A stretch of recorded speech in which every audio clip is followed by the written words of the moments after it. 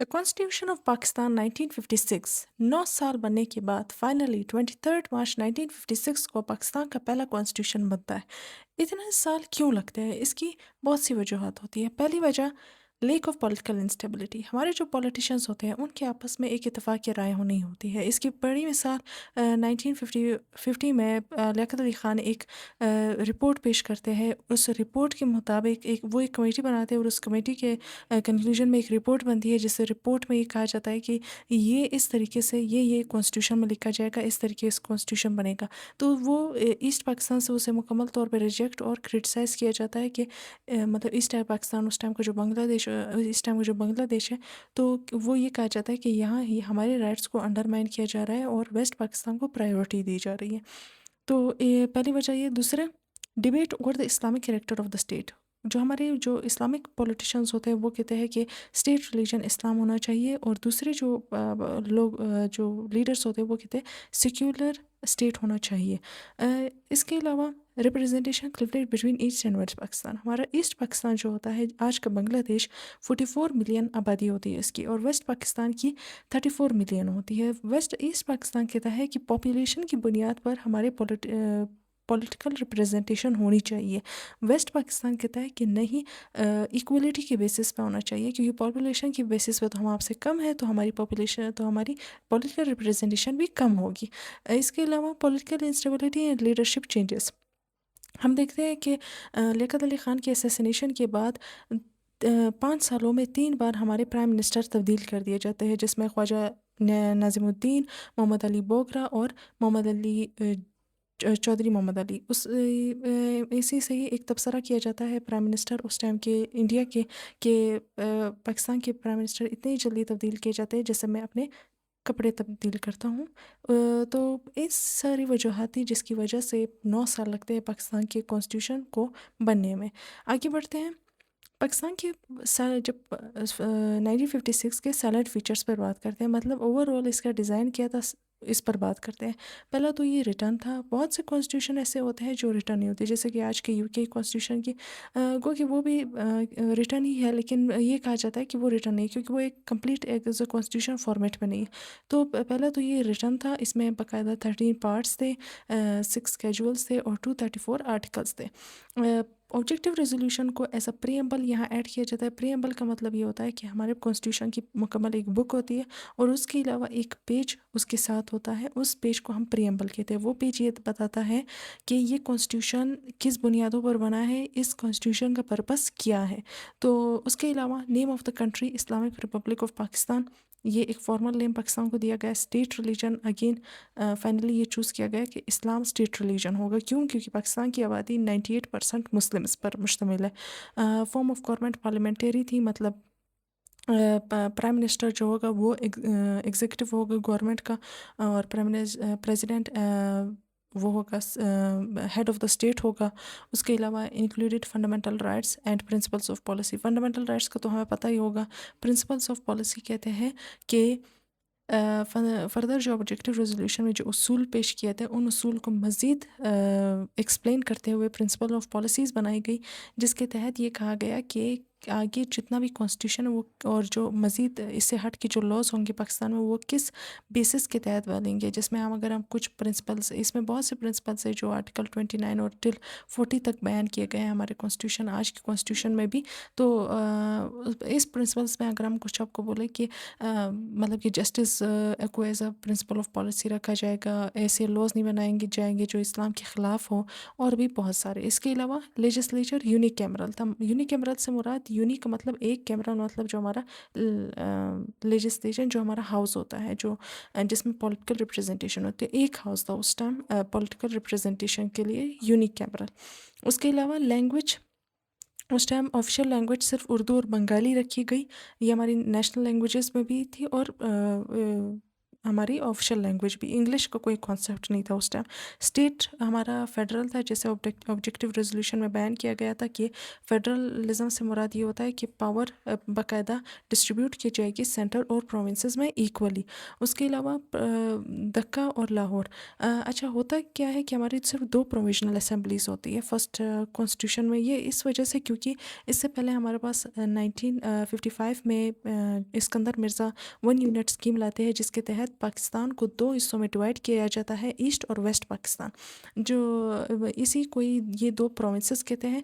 तो इस प्रोविंसेस के तहत इसी से ही मतलब कि लाहौर को वेस्ट पाकिस्तान रिप्रेजेंट करता है, मतलब वेस्ट पाकिस्तान लाहौर से रिप्रेजेंट होता है, और ईस्ट पाकिस्तान को रिप्रेजेंट करता है दक्का। ये प्रोविजनल असेंबली यहाँ सेट की जाती है। इसके अलावा जो हमारी दो असेंबलीज होती है, इसमें जो हमारी नेशनल असेंबली होगी, मतलब प्रोविजनल असेंबली नहीं, नेशनल असेंबली जो हमारी होगी, उसमें 300 हमारे सीट्स होगी, जिसको में इक्वली डिवाइड किया जाएगा ईस्ट और वेस्ट पाकिस्तान में। इसमें मतलब कि 150 वेस्ट और 150 ईस्ट पाकिस्तान। उसके अलावा 10 सीट्स इस 300 में से 10 सीट्स रिजर्व की गई वुमेन के लिए, जिसमें 5 वेस्ट पाकिस्तान से और 5 वुमेन ईस्ट पाकिस्तान से रिप्रेजेंट करेगी नेशनल असेंबली में। इसमें आगे बढ़ते हैं।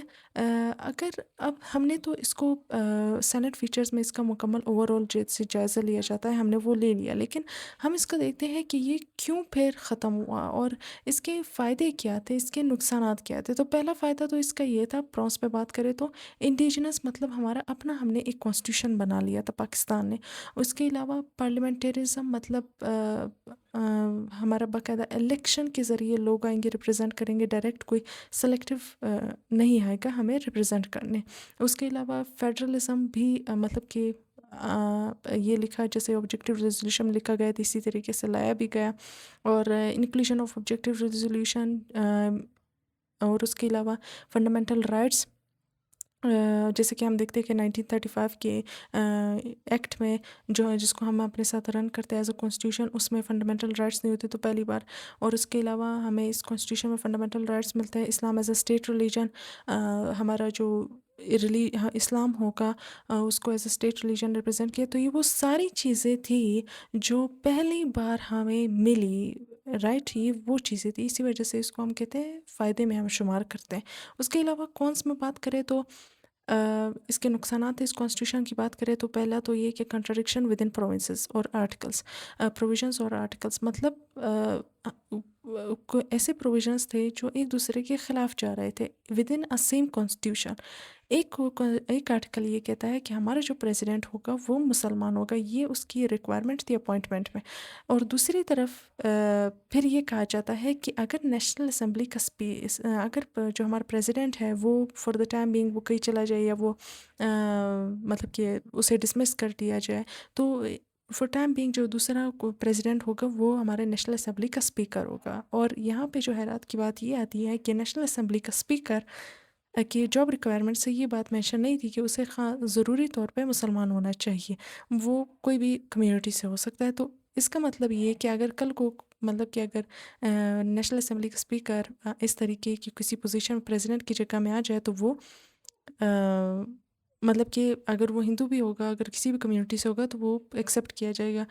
दूसरी तरफ कुछ और कहा जाता है, तो ये एक कंट्राडिक्शन होती है वाज़ेह तौर पे। उसके अलावा ओवर सेंट्रलाइजेशन ऑफ पावर, जब हम कहते हैं ना कि फेडरलिज्म, तो फेडरलिज्म में इक्वल रिप्रेजेंटेशन होती है प्रोविंसेस और स्टेट की, लेकिन यहाँ सेंटर जो थी उसकी पावर ओवर राइड कर रही थी प्रोविंसेस की पावर को। एक जो इसकी वजह ये थी कि जो हमारा वन यूनिट स्कीम था उसमें पाकिस्तान हमारे जो और छोटे छोटे प्रोविंसेस है, जैसे बलूचिस्तान, जैसे मतलब कि और सिंध वगैरह, तो इनको एक ही प्रोविंस में वो कर दिया था। और इसमें सिर्फ एक ही प्रोविजनल असेंबली थी, मतलब वो इतनी इन इलाकों से इतनी दूर।